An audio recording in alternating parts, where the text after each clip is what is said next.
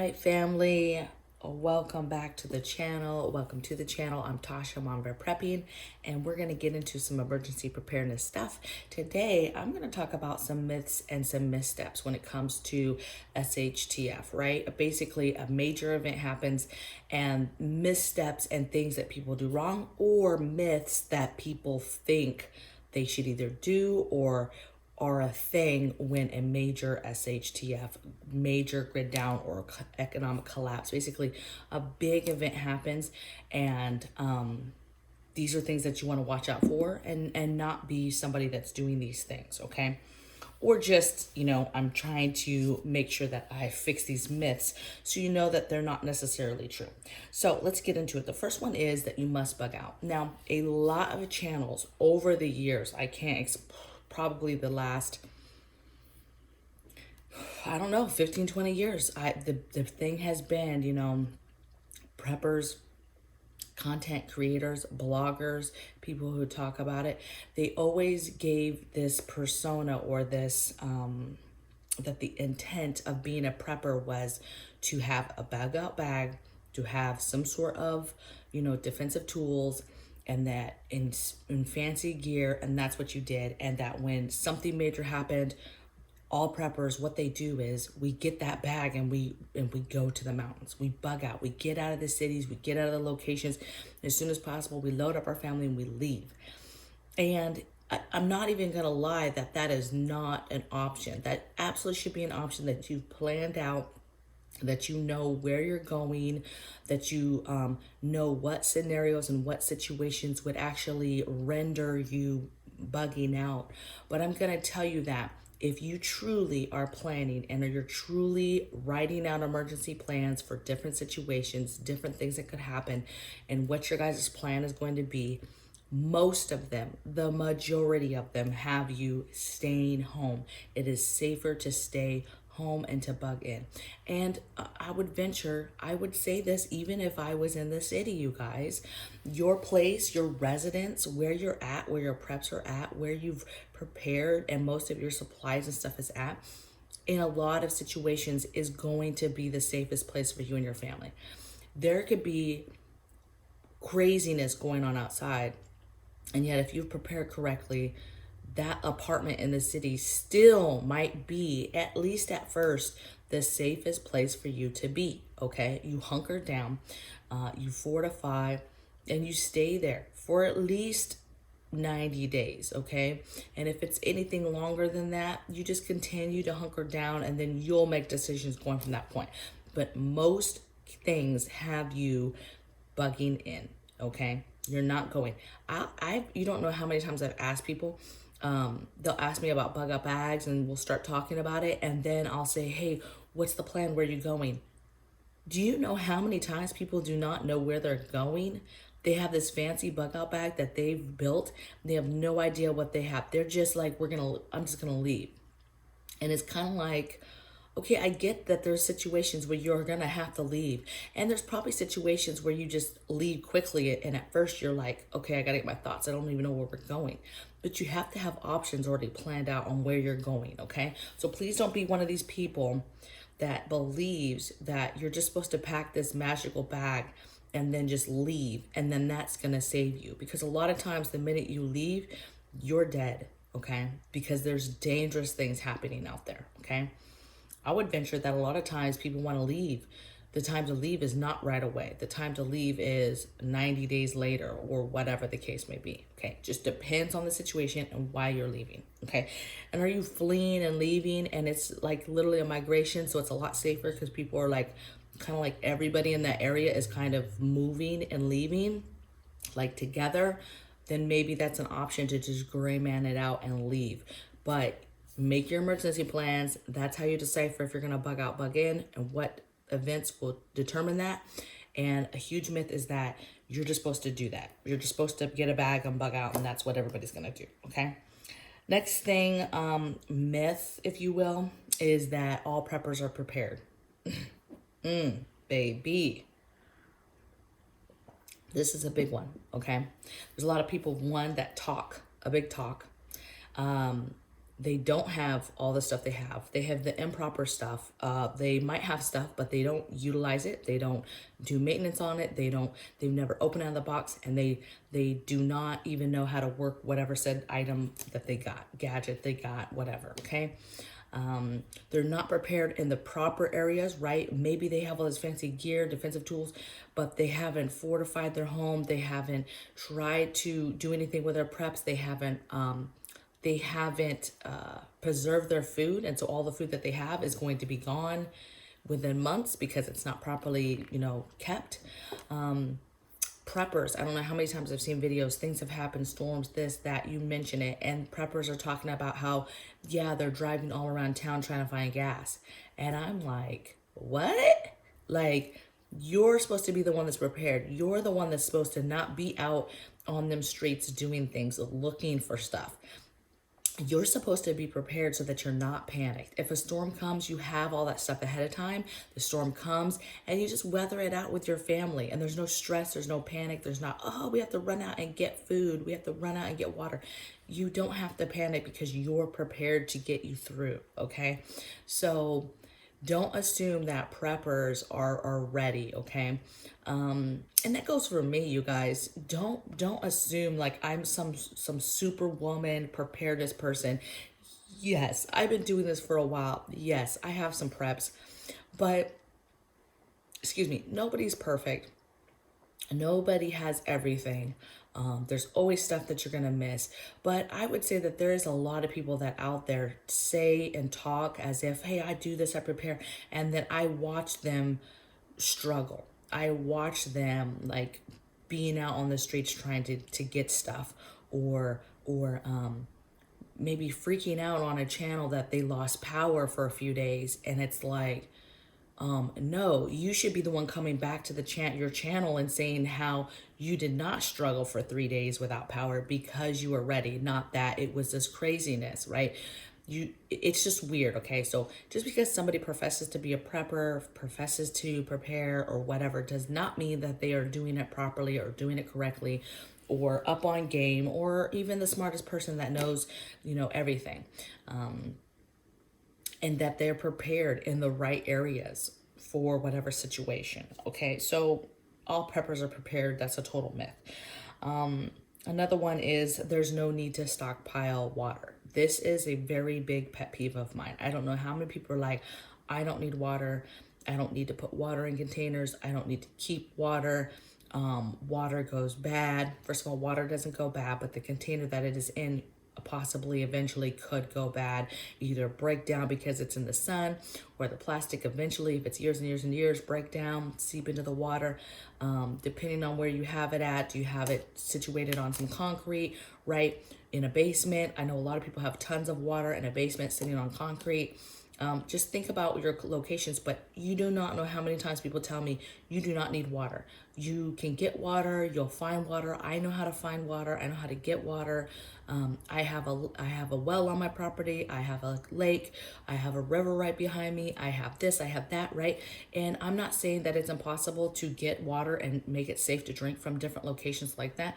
But what I'm saying is that you never know what's going to happen, and you are giving you and your family another option for and quality of life fixer, if you will, by having water in your home, okay?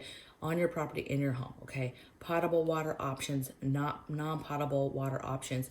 You need to be collecting water, whether that's collecting rainwater, whether that's collecting water and yourself from the tap now while you have running water, and you're treating it and you're keeping it in your home. Do not sleep on that. I don't care if you're an apartment. This isn't just an urban thing. This isn't just a thing for states that are drier, okay? I worry about water, and I have water all around us here in Washington State. Water all around us, water coming from the sky every single day. But there are situations where that water from the sky would not be safe, okay? Let some kind of volcano, all of a sudden, freak volcano goes off, okay? And we have fallout. Let some kind of nuke happen and we have fallout, okay? Let an EMP or CME happen and somehow nuclear reactors start melting down and we have that in the air. Do not for a minute think that you are untouchable and that you can just get water from anywhere, okay? You have to have water to live, and you help your situation when you have water where you live, okay? Simple thing. Something simple, grid goes down, your septic, the power, whatever, okay? You having the ability to possibly flush your own toilet and have water to do that is important.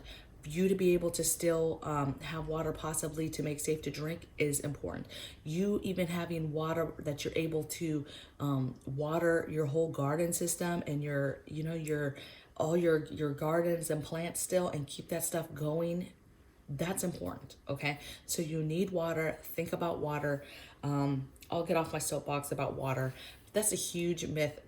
I don't know how many preppers or people are like, I have water, I'm fine, I'm fine, I'm fine. And don't even want to think about having other options that will make their quality of life better in certain situations, okay?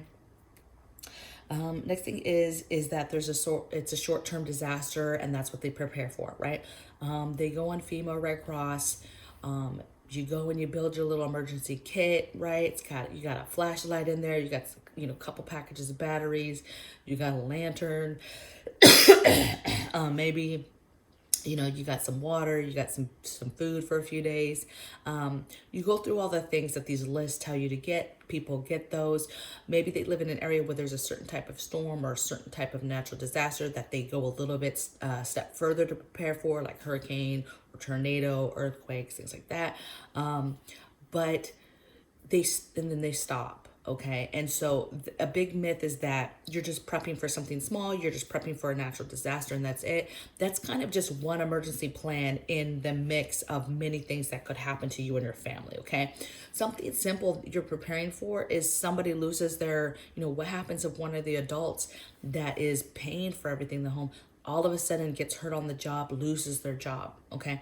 That's a real thing, okay? That's not a natural disaster. That's not the end of the world, but it's the end of the world for you guys, right? Having to figure out what to do and being prepared and continuing to stockpile and continuing to get these things is a way to prepare, and it will prepare you for something as simple as that, losing a job, okay? Again, prepping is to help your quality of life during emergency crisis, emergency situations, whatever that crisis is, okay? Next thing I have is that the stores will be stocked after panic buying. I've heard a lot of people say, oh, I don't really worry about panic buying because we stockpile a little bit and I'll just go back and get more groceries after the panic dies down and they fill back up the store.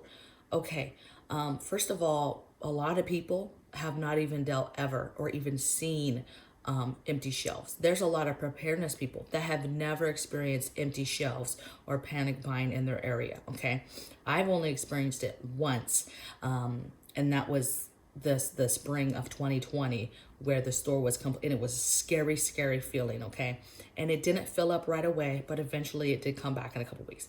And a myth or something I want you to be careful of so you don't misstep is thinking that, oh, it's fine, I'll go back in 2 weeks and the food will be there. And listen, and it may be, okay, but it may not, okay? And that's why we prepare for situations like that where panic buying ensues and you can't get it. Right now, the East Coast is going through crazy, crazy extreme weather. All those stores are cleaned out, okay? There's been a run on everything, okay? A run on products, okay? And so you have to just be smart and not be thinking, oh, well, it will just come back, and just have this notion that, you're just going to depend on people and the food will return, okay? It may, but it may not, and that's what you're preparing for the day that it does not, okay? Or it takes much longer to fill, like a month, okay?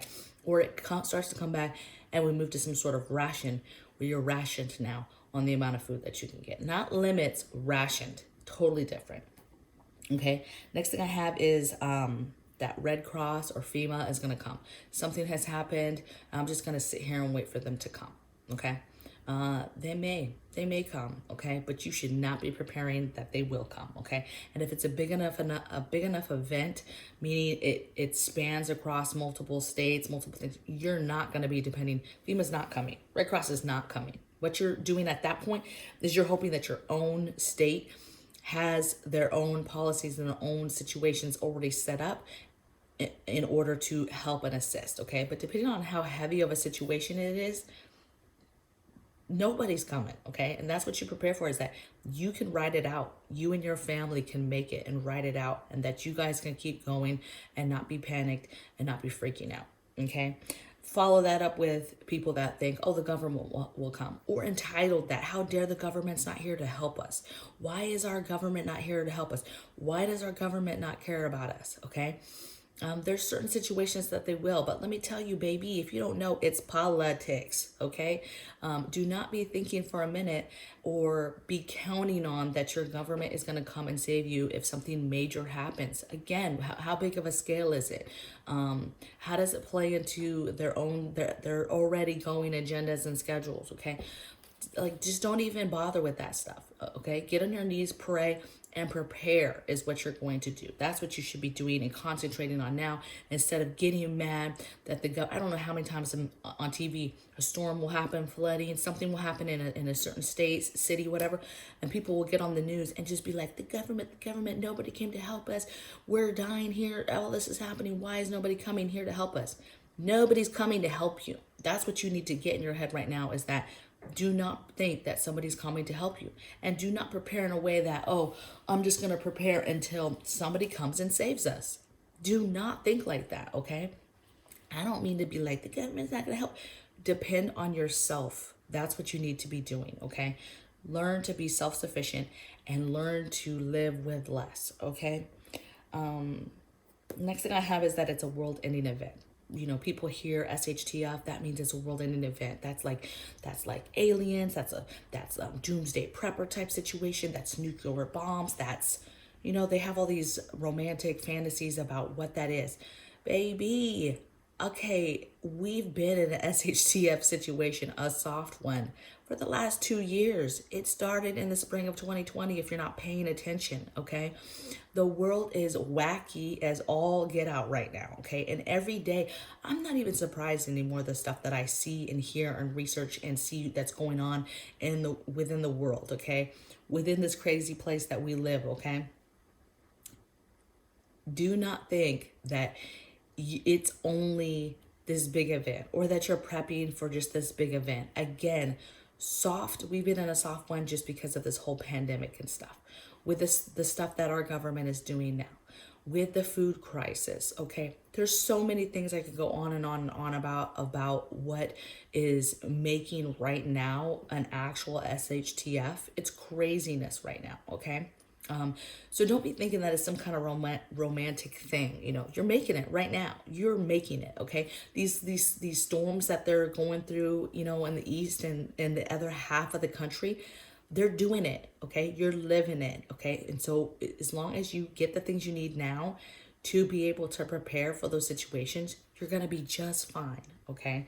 You got this.